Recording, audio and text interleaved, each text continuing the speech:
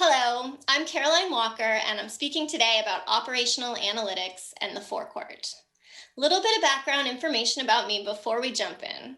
I'm with the company Warren Rogers. We provide compliance monitoring and also fuel systems diagnostics to retail petroleum operators, including several Sigma members. And one of the things I really find most exciting about my job is what I get to talk about today. And that is creating and mining these very rich data sets of information harvested from the forecourt. So let's jump in.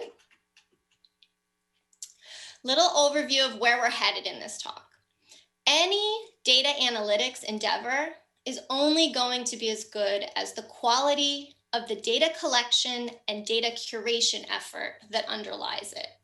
So we'll spend some time looking at important things you want to take into consideration as you lay the framework for everything that will rest on it. But I'm actually going to come back to that at the end of the talk because I want to jump in by addressing the big question, why? Why collect this data in the first place? What can we do with it?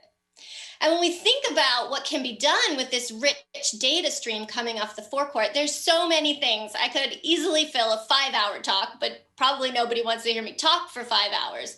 So we're going to focus in on one area of application, and that is how this data can be used to help you optimize your field maintenance activities.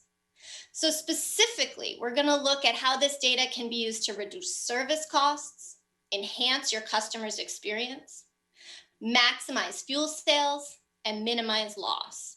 And a theme that we'll see throughout as we look at examples of all those things is how data like this can be used to move what might be a more traditional maintenance program to a program that incorporates more predictive and directed maintenance.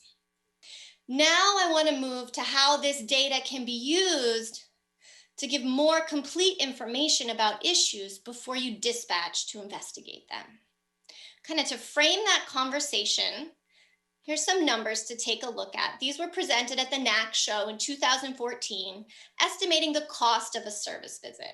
And this study was done in 2014, so certainly those costs are probably only higher today. The question I want to ask is, how many of your maintenance tickets are taking multiple visits to resolve, and why? We want to develop tools with this data stream to help your technicians get to the root of issues faster. So we mentioned these analytical tools that are going to give your technicians clues as to the triggers of intermittent issues, visuals to look at so they can understand the context of the issue at the site, and diagnostics that can be run before you even dispatch that will change what you're asking your technician to do. It's going to allow you to be much more specific. So let's take a look at our first example. Here's an STP performance report that can be run remotely. And I'd like to talk through the scenario where this becomes particularly useful. So if you're like many companies, you probably have a number of maintenance tickets generated that say something like, Store X is reporting bad flow rates. Well, if you dispatch a technician based on just that information, there's a lot of things they may need to check and rule out before they truly get to the bottom of the problem, right? Do they need to think about filters? Think about the STP. Think about, was this a case where maybe a line leak detector tripped and for a period of time the system was in slow flow? Do they need to think about a tank cleaning to finally resolve the issue, right? If you run a diagnostic like this one before you dispatch, and you got results like we're seeing on the screen here, then you could tell your technician very clearly, this site is having an STP issue. When 7 dispensers are in use, we're seeing only 57% of the flow that we expect to see. The flow rate is terrible when 7 dispensers are in use. So now your technician knows to begin with the STP, and you've also circumvented that potential problem where a technician could have gone to the site, tested the flow rate when just 1 or 2 dispensers were in use and said, hey, the flow is great, no problem here. Now you know, right? You've clued them into that trigger and the exact item that needs attention. Also helpful in situations like these are the ability to analyze flow patterns remotely and put a flow issue in context. So you can look visually and see, did this problem develop very rapidly, perhaps in response to an event like a delivery? Did it affect all dispensers at once or just a few? Or is this a problem that's been building very slowly over time? If you see a pattern like the one shown here, which is showing very erratic flow patterns, not just across this dispenser, but all dispensers pulling from the same tank, well, that clued us into a rag that had been caught in the STP. So these patterns are just very exciting to get to know and analyze. Siphoning issues. This is another example of how a diagnostic run remotely can put great visuals in the hands of your technician. So if you're sending a technician out to a site to investigate a siphoning issue, if they have the ability to see a plot like this, they can quickly assess, wow, that delivery that came in at the end of the day on September 30th, it took 2.5 days for the siphoning on that delivery to complete. Even if your technician happens to show up late in the day on October 3rd, when the two tanks are now equal in level and selling well, they have great information about the problem as it played out before they got there.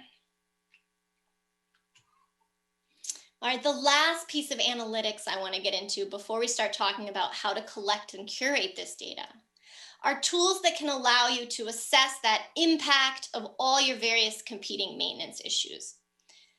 And I want to emphasize that once you have this rich data stream available to you to mine, you'll have the ability to look into with great detail the questions that are of most interest to you, that will add the most value to your business.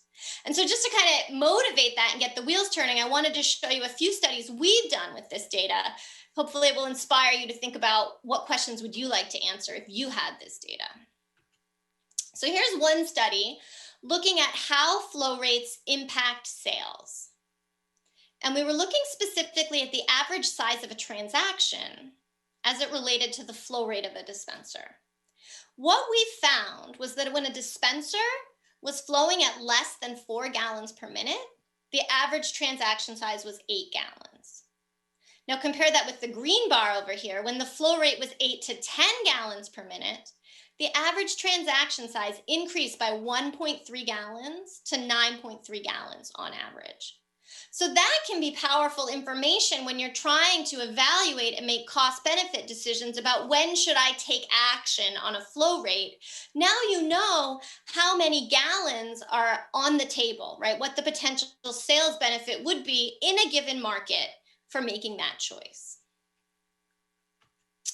Here's a second study where we looked at the same question from a slightly different angle. Instead of looking at average transaction size, we were curious about how the number of transactions a dispenser did in a day changed when the flow rate increased. So we looked at dispensers that had had a flow problem, which was subsequently resolved, and we broke the dispensers up into two groups. So the red bar there, orangish red, is showing us what we consider high usage meters. These are the meters located in the positions that your customers prefer. We can identify those in the data. Physically, they're probably the position closest to your store, the easiest one to pull into. And then in the blue are your other meters, those positions that customers go to, but probably only when the high use position is occupied.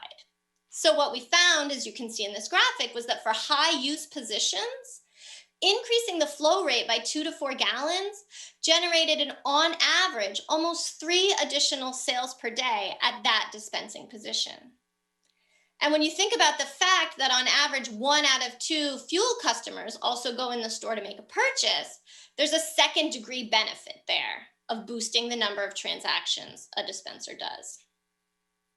Even more exciting than this result, we looked at that same study at those dispensers that had had a more severe flow rate problem. So the flow rate after maintenance increased by more than 4 gallons per minute. And you can see the big red bar there showing you that jump in transactions. Those high use dispensers that had such a big jump in flow rate began to generate on average 6 additional transactions per day.